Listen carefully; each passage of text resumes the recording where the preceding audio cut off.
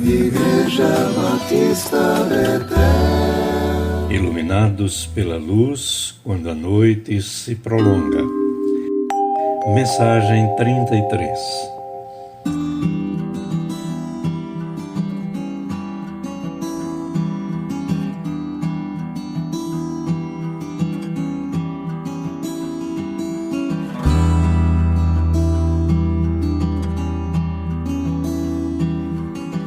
A palavra que sair da sua boca seja sempre agradável,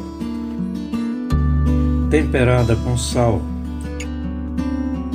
para que saiba como deve responder a cada um. Colossenses 4:6.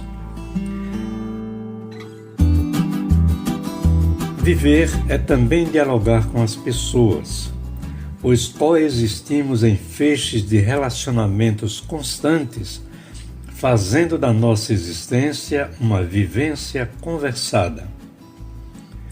Alimentamos e nos retroalimentamos através desse fluxo diário de palavras faladas, de palavras escritas, de palavras tocadas, a sinestesia, e de palavras que emitimos através de nossos intervalos silenciosos, essas breves pausas reflexivas onde o silêncio diz o indizível.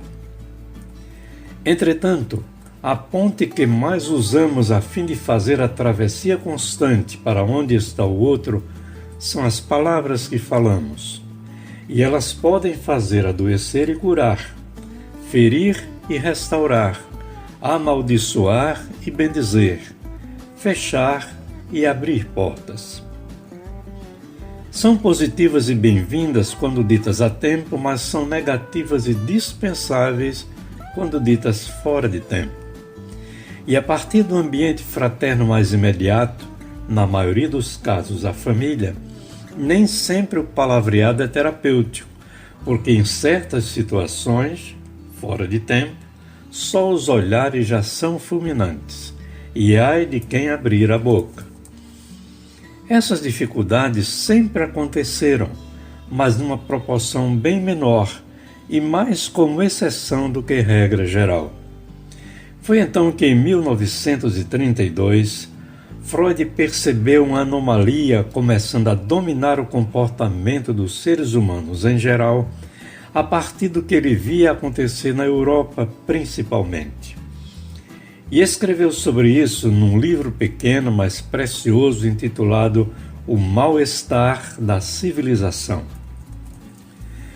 No tempo de Paulo já era difícil a arte da travessia pela ponte das palavras a fim de se dialogar com o outro, e vemos isso em suas cartas e no livro de Atos.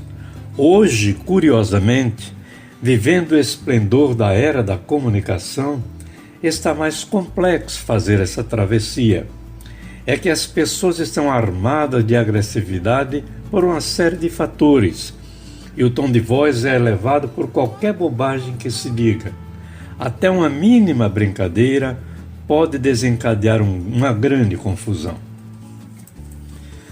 Para nós cristãos, quanto maior o desafio, mais somos desafiados a ser criativos e a escolher tanto o momento como as palavras, a fim de que nossas conversas com os outros tornem-se saudáveis, sendo instrumentos de distensão e construção de amizades.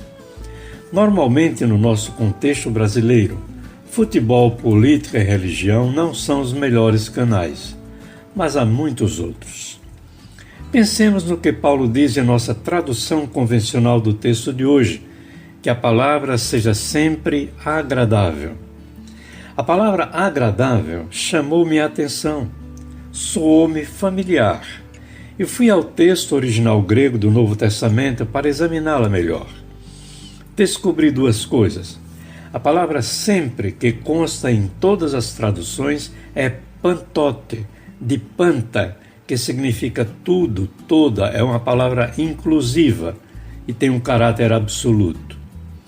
Já a palavra agradável vem de carite, de caris, graça. Então é preciso ir além da tradução convencional, Porque, como se costuma dizer no universo literário, tradução é traição. O texto diz mais ou menos assim: que o tempo todo, tudo o que você disser seja cheio de graça, seja gracioso, encantador. Não é fácil, mas é este o desafio para a nova criatura em Cristo. A seguir, Paulo usa a metáfora do sal como tempero, utilizada também por Jesus para dizer que somos o sal da terra. Paulo não menciona o sal nem como moeda, nem como medicação, mas como tempero, aquilo que faz a comida ficar saborosa. Quando falta o tempero do sal na comida, ela fica intragável. E quando há sal em excesso, também. Por que Paulo diz isso? Para sermos o tempo todo agentes dialógicos encantadores do Evangelho da Graça.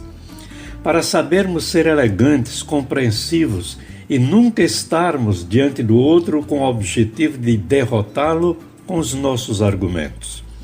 Nossa palavra precisa ser prazerosa, porque o Evangelho é essencialmente a boa notícia de Jesus. E João nos diz que dele nós recebemos a sua plenitude e graça sobre graça. João 1,16. Para quê? Para fazer com que as pessoas que dialogam conosco tenham prazer em degustar uma bela conversa, temperada sábia e inteligentemente com o sal da graça divina. E mais, que elas queiram repetir a prazerosa degustação. Amém.